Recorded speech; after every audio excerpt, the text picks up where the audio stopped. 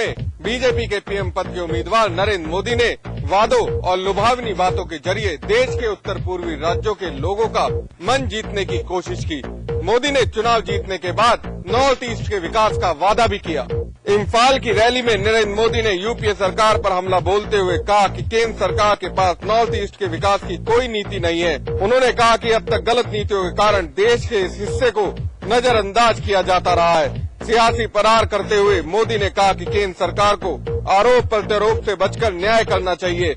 उन्होंने कहा अभी देश में राजनीतिक इच्छा शक्ति की कमी है। हाल ही में दिल्ली में उत्तर पूर्व के छात्र नीडो तानियान की मौत पर दुख जताते हुए मोदी ने कहा कि वे उस परिवार के लिए प्रार्थना करते हैं। उन्होंने दिल्ली में नीडो की मौत को राष्ट्रीय शर्म करार दिया। स्थानीय लोगों का मन मोहने की कोशिश करते हुए मोदी ने कहा कि नॉर्थ ईस्ट के 8 राज्य देश का भाग्य बदलने वाले हैं। उन्होंने कहा अष्टलक्ष्मी कमल पर विराजती है। मोदी ने कहा कि आतंकवाद और घुसपैठ यहाँ की बड़ी समस्या है, इन पर लगाम कसने की जरूरत है। मोदी ने देश के विकास में भ्रष्टाचार को बड़ी समस्या बताया। उन्होंने कहा कि बीजेपी की सरकार बनने पर 1-1 रुपए का हिसाब मांगा जाएगा।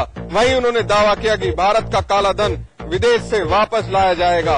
उन्होंने कहा कि जनता जानती है कि ये काला धन आखिर किसका है। कांग्रेस के गढ़ में मोदी ने प्रधानमंत्री मनमोहन सिंह पर निशाना साधा। उन्होंने कहा पिछले 23 साल से मनमोहन सिंह यहाँ से सांसद हैं, लेकिन इसके बाद भी विकास नहीं हो पा रहा। दुनिया बदलने के लिए तो 5 साल ही काफी है। सीबीआई चीफ रंजीत सिन्हा के एक बयान ने सनसनी फैला दी है। उन्होंने कहा है कि अगर अमित शाह को इशरत जहां फर्जी एनकाउंटर में फंसा दिया जाता तो यूपीए सरकार बहुत खुश होती। अंग्रेजी अखबार इकोनॉमिक टाइम्स को दिए गए इंटरव्यू में सिन्हा ने कहा कि अगर नरेंद्र मोदी के करीबी और गुजरात के पूर्व मंत्री अमित शाह को इशरत जहां फर्जी एनकाउंटर केस में फंसा दिया जाता तो यूपीए सरकार बहुत खुश होती। सिन्हा ने अपना बयान यह साबित करने के लिए दिया कि सीबीआई बिना किसी दबाव के निष्पक्ष होकर काम करती है। सिन्हा के मुताबिक इशरत जहां मामले में उन्हें जाँच के दौरान अमित शाह के खिलाफ कोई सबूत नहीं मिले। रंजीत सिन्हा का ये बयान ऐसे वक्त पर आया है जब देश की सियासत गरमाई हुई है। साथ ही इस बयान से बीजेपी को केंद्र और कांग्रेस पर निशाना साधने का मौका मिल गया है, जो पहले से आरोप लगाते रही है कि केंद्र सरकार सीबीआई के जरिए नरेंद्र मोदी और अमित शाह को फंसाने की कोशिश कर रही है।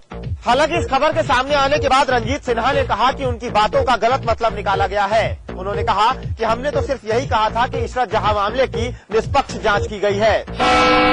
कांग्रेस के उपाध्यक्ष राहुल गांधी ने नरेंद्र मोदी के गढ़ गुजरात में रैली की और कहा कि बीजेपी को गुजरात में भ्रष्टाचार नहीं दिखता, यहाँ जेल की हवा खाने वाले मंत्री हैं।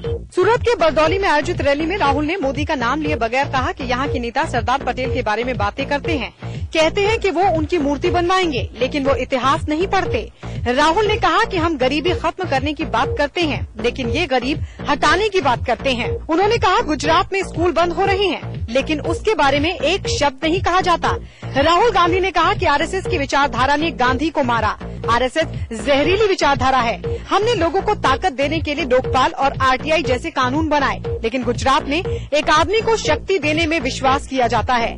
गुजरात में गरीबों कमजोरों की सरकार नहीं है, यहाँ सिर्फ अमीरों की चलती है। गुजरात में 55,000 छोटे व्यवसाय बंद हो गए। उन्होंने कहा कि हम आम जनता को शक्ति देना चाहते हैं। हमारी राजनीति आपकी राजनीति है, हमारी लड़ाई आपकी लड़ाई है। राहुल ने कहा कि पूरे भारत में लोग अलग अलग काम करते हैं, कुछ चाय बनाते हैं, कुछ टैक्सी चलाते हैं तो कुछ किसान हैं। हमें सबका सम्मान करना चाहिए, लेकिन जो हमें उल्लू बनाए उसकी इज्जत नहीं करनी चाहिए।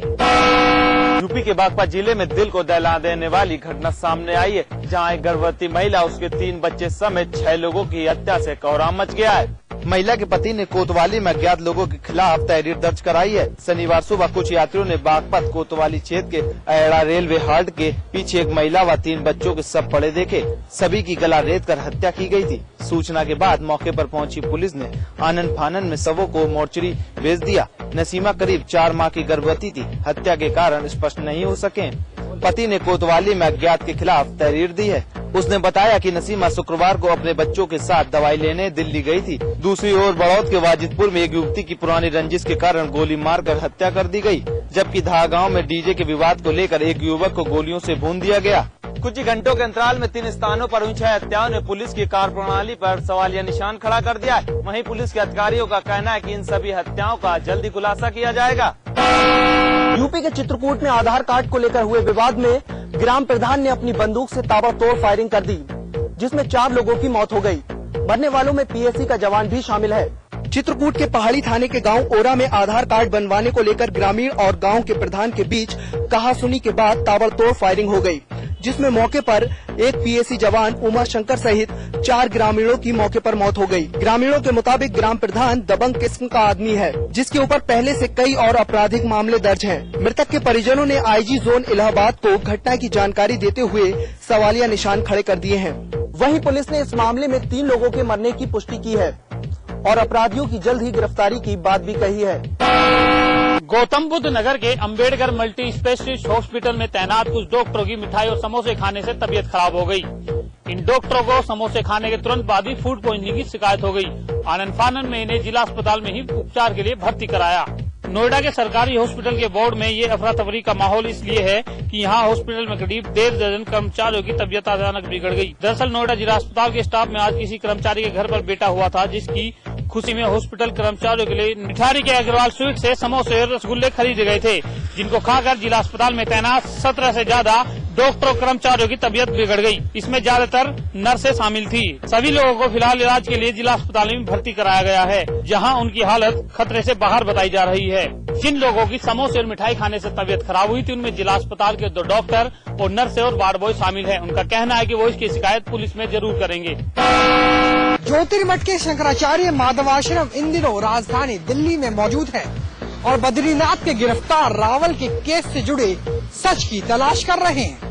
बद्रीनाथ के रावल वी कृष्णन नंबूदरी एक महिला से छेड़छाड़ के आरोप में गिरफ्तार कर लिए गए। साकेत कोर्ट ने उन्हें पुलिस रिमांड पे भेज दिया, लेकिन इस वजह से बद्रीनाथ धाम की काफी बेइज्जती हुई। लिहाजा ज्योतिर्मठ के शंकराचार्य महादवा आश्रम जी महाराज इन दिनों दिल्ली में मौजूद हैं और दिल्ली पुलिस के अधिकारियों से बात कर साक्ष्य जुटाने में लगे हैं कि क्या वाकई रावल के कृत्य किसी नारी के विरुद्ध थे या नहीं।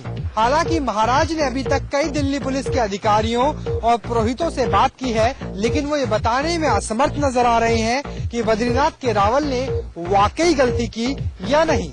शंकराचार्य माधव आश्रम की माने तो रावल का मामला कोर्ट में है और न्यायालय से नतीजा आ ही जाएगा, लेकिन किसी व्यक्ति की वजह से बद्रीनाथ धाम के विश्वास में कोई कमी नहीं होनी चाहिए। आगरा के भीमराव अंबेडकर विश्वविद्यालय में भारी तादाद में मार्कशीट मिलने से हड़कंप मच गया। ये मार्कशीट बीए प्रथम वर्ष और बीए द्वितीय वर्ष की थी। वह कंप्यूटराइज थी और उन पर असली होलोग्राम भी लगा हुआ था। फिलहाल मौके पर पहुंचे आला अधिकारियों ने सभी मार्कशीट को कब्जे में कर लिया है। आगरा के भीमराव अंबेडकर विश्वविद्यालय में लापरवाही और भ्रष्टाचार के नित नए मामले सामने आ रहे हैं। इन सबके बीच छात्रों का भविष्य खराब हो रहा है। जिस मार्कशीट को पाने के लिए वह दिन रात अधिकारियों और कर्मचारियों के चक्कर काटते हैं, वही उन छात्रों से खिलवाड़ कर रहे हैं। शुक्रवार की शाम को भी कुछ यही हुआ। विश्वविद्यालय के पुराने कुलपति के निवास के पीछे गार्ड रूम के पास सैकड़ों की संख्या में बीए और बीएससी सेकेंड ईयर की मार्कशीट कूड़े में पड़ी हुई मिली, जिस पर विश्वविद्यालय का होलोग्राम और रजिस्ट्रार के साइन भी थे। कूड़े में मिली मार्कशीटों में अधिकतर आगरा कॉलेज के छात्रों की है। सभी पर साल 2011 भी अंकित है। इस बारे में विश्वविद्यालय प्रशासन कैमरे के सामने तो नहीं आया, पर कहता है ये वो मार्कशीट है जो निरस्त कर दी गई थी। जब पुलिस को सूचना दी तो उन्होंने सभी मार्कशीट को अपने कब्जे में लेकर जाँच शुरू कर दी है। फिलहाल मौके पर पहुंचे पुलिस के आला अधिकारियों का कहना है कि इस पूरे घटनाक्रम की जांच की जाएगी। हालांकि पूर्व में भी एक अंबेडकर विश्वविद्यालय में फर्जी मार्कशीट बनाने वाला गिरोह भी पकड़ा जा चुका है और इस पूरे मामले को उसी से जोड़कर देखा जा रहा है। उत्तराखंड के सीएम बनने के बाद पहली बार अपने संसदीय क्षेत्र हरिद्वार पहुंचे हरीश रावत ने सिडकुली स्थित ईएसआई हॉस्पिटल और दुग्धशाला का शिलान्यास किया। हरीश रावत मुख्यमंत्री बनने के बाद पहली बार हरिद्वार के दौरे पर पहुंचे। यहाँ पर अपने तूफानी दौर पर उन्होंने पहले हरिद्वार के सिडकुल में 2 ईएसआई अस्पताल, जिसमें एक हरिद्वार और दूसरा रुद्रपुर में बनेगा, वह दुग्ध विकास योजना सहित कई अनेक योजनाओं का शिलान्यास किया। करीब 400 करोड़ की लागत से बनने वाले इस हॉस्पिटल के शिलान्यास में उनके साथ केंद्रीय श्रम एवं रोजगार मंत्री ऑस्कर फर्नांडिस, उत्तराखंड के कैबिनेट मंत्री हरीशचंद्र दुर्गापाल भी उपस्थित रहे। मुख्यमंत्री बनने के बाद हरिद्वार में पहली बार लोगों को संबोधित करते हुए कहा कि ये एक शुरुआत है। उन्होंने कहा कि राज्य में 30 एकड़ भूमि निःशुल्क दी जा रही है। उन्होंने ऑस्कर फर्नांडिस से ईएसआई मेडिकल कॉलेज भी देने की मांग की। रावत ने संपर्क मार्ग के लिए 1 करोड़ रुपए की स्वीकृति दी। उत्तराखंड के मुख्यमंत्री हरीश रावत के साथ केंद्रीय श्रम एवं रोजगार मंत्री ऑस्कर फर्नांडिस भी पहुंचे, जहां उन्होंने कई घोषणाएं भी की। रुद्रपुर दंगे के मामले में आरोपी विधायक राजकुमार ठुकराल के मामले पर बीजेपी ने अपने तेवर अब तल्ख कर लिए हैं। बीजेपी का कहना है कि सरकार मामले में दोहरी नीति अपना रही है, जिसके चलते बीजेपी ने ब्लॉक और जिला स्तरों पर सरकार के पुतला दहन का कार्य किया। भारतीय जनता पार्टी सदन से लेकर सड़कों पर विधायक राजकुमार ठुकराल के समर्थन में उतर आई है। इस कड़ी में पार्टी ने राज्य के सभी जिला और तहसील मुख्यालयों पर राज्य की कांग्रेस सरकार का पुतला दहन किया। राष्ट्रीय सचिव त्रिवेंद्र रावत का कहना है कि ठुकराल को साजिशन झूठा फंसाया गया है। उनका कहना है कि इसे राज्य सरकार का असली चेहरा उजागर हो गया है, जिसके खिलाफ बीजेपी सदन से लेकर सड़कों तक अपनी लड़ाई को जारी रखेगी। विधायक राजकुमार ठुकराल को रुद्रपुर दंगों के मामले में भगोड़ा भी घोषित किया जा चुका है। उनके खिलाफ पुलिस ने 2500 का इनाम भी घोषित किया है, लेकिन वहीं भाजपा का कहना है कि विधायक निर्दोष हैं। प्रदेश की कांग्रेस सरकार ने दुर्भावना से उन पर मुकदमे लगाए हैं। अब ऐसे में देखना होगा कि सरकार किस तरीके से मामले में निजात पाती है। उत्तराखंड के मुख्यमंत्री हरीश रावत का कहना है कि उन्हें समय कम मिला है, लेकिन काम ज्यादा है। जिस तरह से लोगों की भीड़ उनके पास आ रही है, उससे साफ है लोगों की समस्याओं का अंबार है। वह जल्दी लोगों के बीच आएंगे और लोकार्पण के जरिए पूरे प्रदेश में विकास का संदेश दिया जाएगा। हरीश रावत का कहना है कि उत्तराखंड का मुख्यमंत्री बनने के बाद उन्हें समय कम मिला है, क्योंकि कुछ समय बाद चुनावों की प्रक्रिया शुरू हो जाएगी।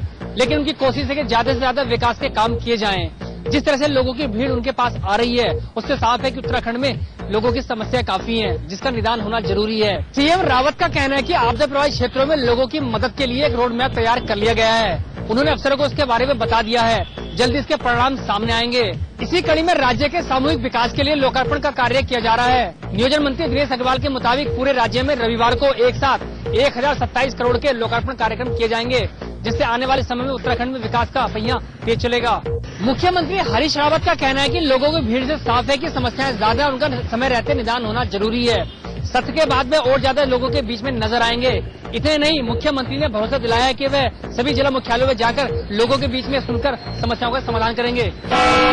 प्रदेश में नेतृत्व परिवर्तन को 1 सप्ताह से अधिक का समय बीत चुका है, लेकिन मंत्रियों को अभी तक पोर्टफोलियो नहीं बटे हैं। ऐसे में मंत्री भी अपने आप को असहाय महसूस कर रहे हैं। हरीश रावत की ताजपोशी को आज 1 हफ्ते का समय बीत चुका है, लेकिन विभागों का बंटवारा अभी तक नहीं हो सका है। ऐसे में मंत्री अपने आप को असहाय महसूस कर रहे हैं। मंत्रियों की माने तो सरकार की तरफ से अभी तक कोई विभाग नहीं बंटवारा हो सका है, जिसके चलते अभी वो पुराने विभागों के कार्यवाहक मंत्री के रूप में ही काम कर रहे हैं। ऐसे में विकास को लेकर भी उन्हें खासी दिक्कतों का सामना करना पड़ रहा है। विधानसभा का सत्र आहूत होने के बावजूद अभी तक उनको कार्यवाहक मंत्री के तौर में काम करना एक बार फिर महंगा पड़ता दिखाई दे रहा है।